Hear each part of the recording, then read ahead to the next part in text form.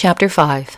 2 weeks later, after much consideration from the mayor, Nick hired a deputy named Cyrus Fisk. Fisk, as he preferred being called, was a 28-year-old bright-eyed enthusiast with a penchant for changing the world. However, his overzealousness usually wore thin with Nick's patience around late afternoon. By the end of his first week, Fisk had brought in nearly half of Callahan, stuffing them into the jail cell for offenses as minor as littering on the sidewalk. Nick couldn't help wondering if he were trying to fill some sort of quota. Tuesday's town meeting came with its share of complaints from angry citizens regarding the young deputy's arrest tactics. The last order of business was Michelin Stone's lengthy speech demonstrating how to detect counterfeit bills. Nick concluded the meeting and encouraged everyone to sign up for personalized training hosted by Agent Stone. The fact that the training was promised to be shorter than the speech itself seemed to go over pretty well. That evening, Nick found Allie lying on the sofa watching television. She had been unusually quiet the entire evening. He just chalked it up to her being bored from the meeting earlier, but having been nearly an hour later, he was starting to get concerned. Hey there, Allie. Daddy. How are you doing? I'm okay, I guess. Why do you guess? Nick turned down the volume, making it easier to hear her. Is Chase in any trouble? Allie asked. Why would Chase be in trouble? You know Chase, he's always in trouble. True. Nick chuckled. So what's different about this time? I heard him tell Steve and Ripa that some guy at his school was going to prison. It's just like that Miss Stone said tonight at the meeting. Daddy? She looked up at him. Yeah, Allie. If I have one of those funny dollar bills, will she put me in prison too? No. You and your brother have nothing to worry about. I'm out there every day making sure of that. I know. But everything is changing. First Mama leaves, and then that Mr. Fisk is arresting everybody, and now nobody's happy anymore. I can imagine how you feel about all this. You're only 6, but things will get better. As for your mama, well, you know, she just had some things she had to work out. Didn't she love us anymore? Allie asked. Nick couldn't have felt more pain had Allie shoved some blunt object right through his chest. Of course she did. She still does. The words got caught in his throat.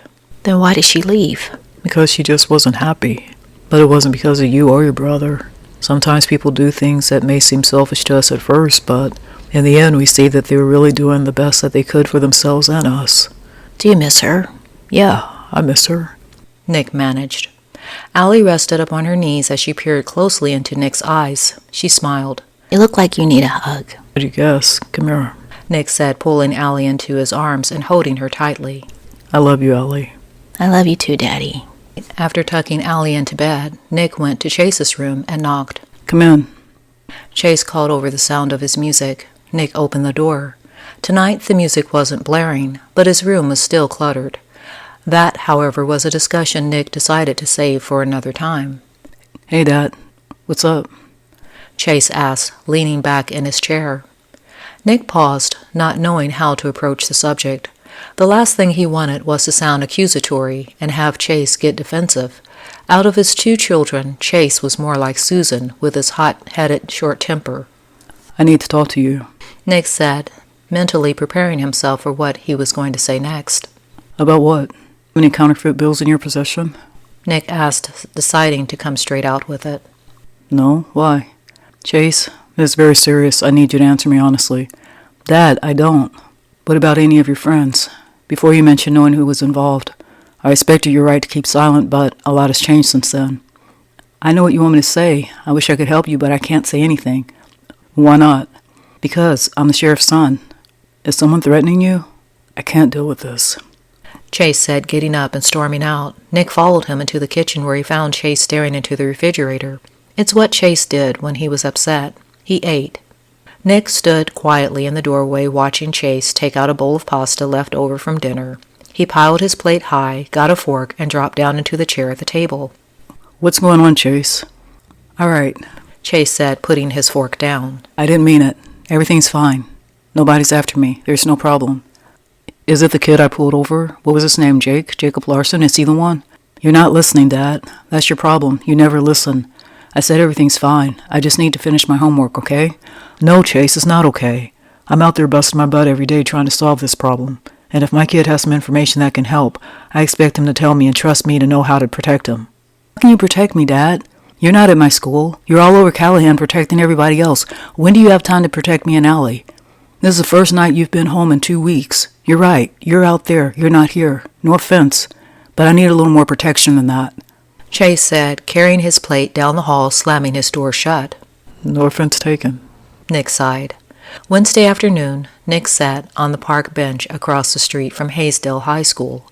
It was the closest he could get to the school without drawing attention to himself. The thought of his children taking the heat because of his being sheriff kept Nick awake the better part of the night. Nick kept his eyes glued on the activity surrounding the side door, which was just off from the parking lot. If he could catch something suspicious, he could get the answers he needed to make an arrest. Then maybe his children and everyone else's children could feel safe again. Hey, Sheriff. Nick jumped as he turned around. There stood Michelin, her nose crinkled with laughter, having startled him. Nick had to admit, Michelin sneaking up on him wasn't as much of a bother as he would have thought. What are you doing here? He asked. I thought you'd be off somewhere arresting old ladies. I thought I'd save that for your deputy, she said, sitting down on the bench beside him. Nick. Very funny. Nick laughed. Oddly enough, Michelin seemed more relaxed and easygoing than she had before, or maybe he was just seeing what he wanted to see.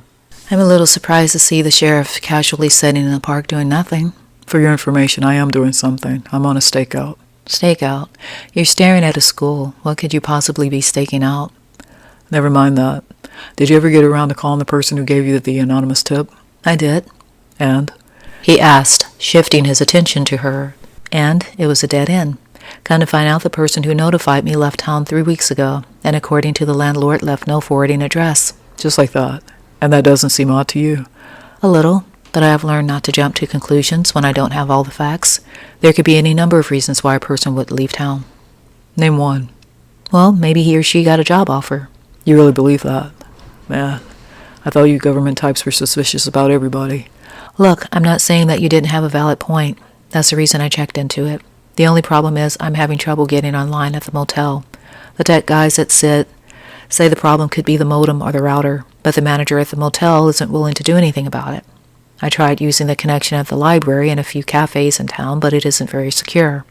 So, what have you been doing all this time? Been trying to get to know the locals. I figured if they could stop seeing me as that woman from Washington, maybe I could start making some progress with this case. How's it been working out for you? I have a feeling you already know the answer to that. Look, people around here are skeptical when it comes to outsiders. Don't take it personally. I'll try. In the meantime, why don't you use the connection at the station? I'll even set up a computer and a desk while you're here. You'd really do that? It's something I should have done before. Thank you, Michelin said as Nick nodded before returning his attention to the school. Maybe we can have dinner. My treat. Her words turned his attention back to her. I believe it's my turn anyway. It wouldn't be a date or anything. It's just my way of saying thank you. You don't have to do that. I don't mind. The truth is, I've been in Callahan for a while and I'm getting pretty tired of eating alone. I'm not a great cook, but I do okay. If you'd like some company, you'll find plenty at my house. It's just me and my 2 kids. We usually eat around 6:30 if you're interested. I'd like that. She smiled. Should I bring anything? Just yourself. In the meantime, I have to get back to the station. Nick said, getting up. Okay, I'll just pick up my files at the motel and meet you there. Sounds good. Nick said as he left. That evening, Nick put on his best shirt, the blue one without the ink stain on the sleeve, and his beige pants. It was all wrong, he decided, staring at himself in the mirror. The last thing he wanted was for his kids to think that this was some sort of a date. After all, Michelin was the one who had mentioned it. He just felt sorry for her and extended an invitation to join them. It's not a date, Nick told himself. It's just 2 people having some food, he said, trying to justify the whole thing. Finally, settling on black jeans and a gray shirt, Nick went out to check on dinner. There Allie stood in a pink and yellow dress, carefully arranging a small bouquet of daisies and jasmines she had picked from the yard to go in the center of the table. You think she'll like them? She asked Nick. I'm sure she will. Nick smiled, knowing that Allie had put aside her dislike for such things to show her support. Daddy, are you going to start dating the government lady? Is she going to be your girlfriend? Allie's trusting eyes rested upon him. Why would you ask me that? That's what Chase said. Allie said. Why did you tell Allie that Miss Stone and I are dating? Nick called to Chase, riddled with guilt. It's not a big deal. It's not like Mom would mind. Chase said, stepping outside his room. So are you? Allie repeated her question as she stepped up to Nick. No, Allie. Miss Stone is new in town. I just thought it would be nice if we have her over for dinner, that's all. We're not dating, it's just dinner. We'll probably discuss the case. Nick threw the words out there. Yeah, right, Dad. Chase laughed, ducking back inside. It was then Nick realized that the whole idea was a mistake. But the knock on the front door told him that it was too late to back out. Nick drew in a deep breath and went to the door. From the small diamond-shaped window he saw Michelin.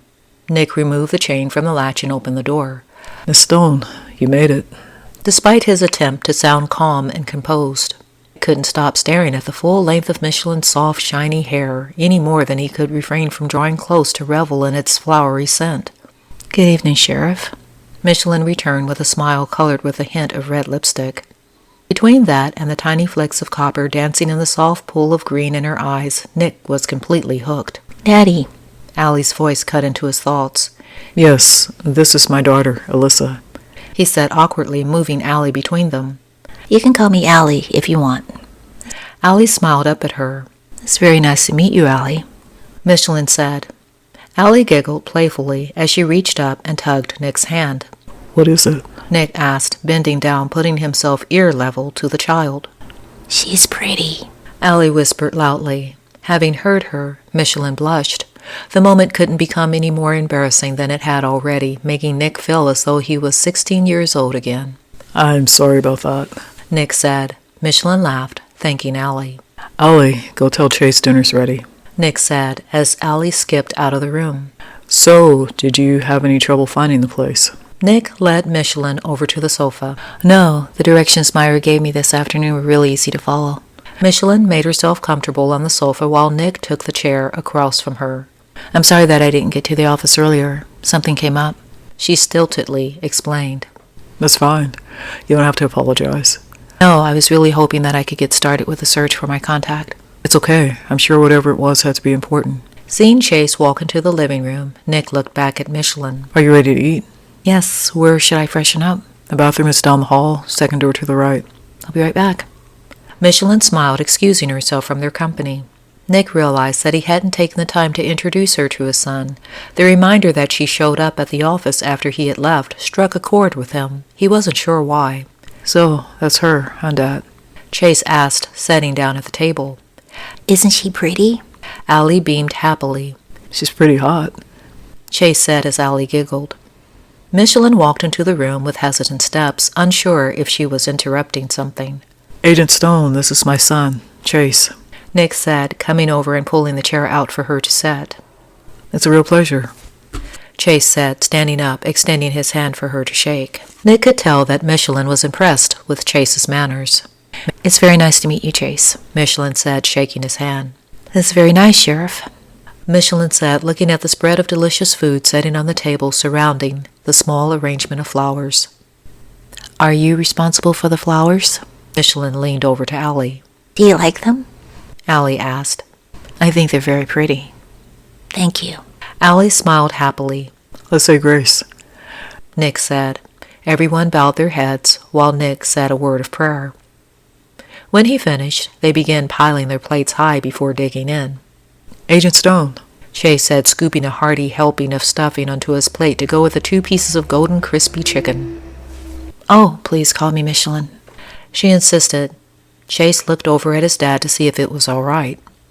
Miss Stone will do, Nick said, putting in a forkful of stuffing. Miss Stone.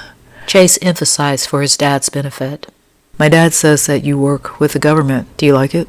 Yes, I think it's very exciting, she said nervously, feeling Nick's eyes upon her. Are you and my dad working on the counterfeit case together? Chase. Nick cut in once more. Agent Stone is not here to discuss business. But Dad, I thought you said she was. Chase asked. It's fine. Michelin smiled, trying to smooth the moment over. Your dad and I are investigating every possible lead. Do you have any suspects yet? Chase pressed. Not at the moment, but new leads are being revealed every day, she said, taking a small bite of her roll. Would you like to meet Elizabeth? Allie asked softly. Who's Elizabeth? My dolly. Mama bought her for me, Allie said as Nick practically choked on his chicken. It was a long time ago. Nick explained, still clearing his throat. Allie's had her for some time now. Since I was 2. Allie said proudly. Oh, really? And how old are you now? I'm 6, but I'll be 7 next month. Will you come to my birthday party? I'd like that. Michelin smiled. Who said you even having a party? Chase asked. I am so having a party, right, Daddy? Allie asked as she and Michelin looked at Nick. That's right, Allie. Chase, knock it off. Nick scolded. After dinner, Nick brought out the pie he had purchased at the store along with the other deli-prepared foods he had served earlier. Cleverly removing the pie from the foiled pan and putting it in a glass pie dish before topping it with a dollop of whipped cream revealed the lengths Nick was willing to go in order to make an impression. Michelin was flattered that to him she was worth the effort. Having sent Chase and Allie to their rooms after dessert, Nick invited Michelin to join him in the living room where they could talk privately, even though he still wasn't sure what to say. I notice that you still call me Agent, or Miss Stone, Michelin said, sitting on the sofa while he claimed the armchair across from her. Are you saying that I shouldn't? Nick asked. I thought by now it would be on a first-name basis. You call me Sheriff. I do, don't I? Her nose crinkled with laughter. Yeah, you do. He tried not to notice. Do you want me to stop? I don't care. I've kind of gotten used to it. Okay, well. She blushed. If you don't mind, I'd like it if you called me Michelin. I can do that. And you can call me Nick. Sounds good. Michelin nodded. So, you have wonderful kids, Nick. Michelin smiled, trying the name on for size. Yeah, they're great. Nick chuckled knowingly. So, what about you, Michelin? Do you have any kids? Nick emphasized her name as she laughed. No, I never really had the time to settle down. I came close once, but it didn't quite work out. I figured it was all for the best. Sometimes it can be. Michelin paused, waiting to hear what he was going to say next. The problem was, Nick didn't have anything. It was just as he had feared. The pressure of having to keep the conversation going was making his mind draw a complete blank. You ended your stakeout too soon, Michelin said, breaking the silence to much of Nick's relief. Oh, you mean at the park? No, the school. That's what you were looking at, wasn't it? It wasn't nothing, really. I just had some time to kill. Maybe it's just a hunch or something, but you should have stayed. Why?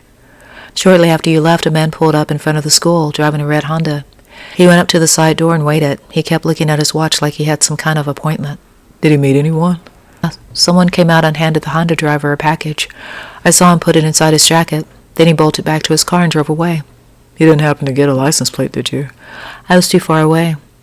But from what I could tell, the driver was wearing a pair of jeans, a black jacket, and a baseball cap. I know that isn't a lot to go on. No, but it tells me that someone's using the school as a pickup point. I've been trying to find the driver of the black Nissan. Is it related to the case? The Nissan driver showed up at the house that caught fire where I found the printing press plate. I'm thinking he was coming back to get it.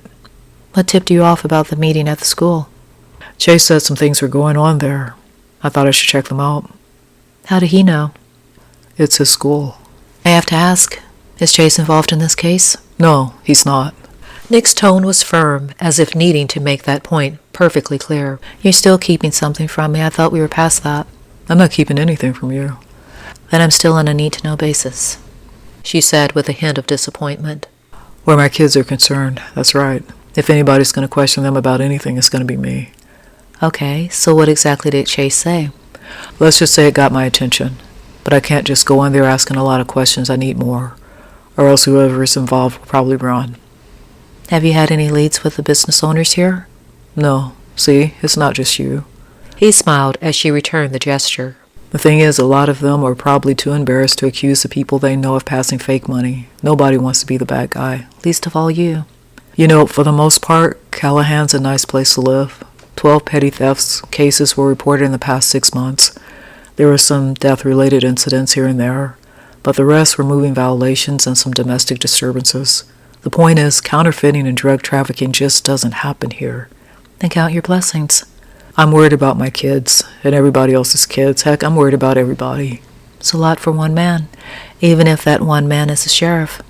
I hope you don't think that anyone is blaming you for this. They're just looking for answers. The worst part is I don't have any to give. Then it's a good thing we're working on this case together. You really love seeing me like this, don't you? You mean vulnerable? Vulnerability is a refreshing trait, Nick. It shows that you're human after all. Yeah, well, do me a favor and keep that one under your hat. You've got it, Sheriff. It's getting late. Thanks for putting up with me this evening. It was fun. Michelin said, getting up, as did Nick. I enjoyed it too. Nick said, towering over her by nearly a foot. Michelin didn't know about the rest of Callahan, but Nick sure made her feel safe. The corner of his mouth lifted into a half smile as he took in the softness of her features. She was nothing like the uptight know-it-all who had come into his office 3 weeks ago. It would have been all too easy for Nick to pull Michelin into his arms with a kiss. But he had fallen for that trap once before, only to chalk it up as a mistake. The second time was a lapse in good judgment. The third time was just plain stupid. He wasn't going down that road again. So I'll just see you tomorrow, he said in a professional, straight-to-the-point tone. At one point, Michelin thought there was tenderness in the depths of his hazel eyes that she hadn't seen before. But just when she thought he might draw close in a kiss, he all but pushed her out the door. Nick, I'll see you to your car. No. Nick's words cut into her thoughts. No, that's fine. I can manage. Good night, Sheriff, she said, picking up the bruised pieces of her ego. She walked over to the door, opened it, and then left.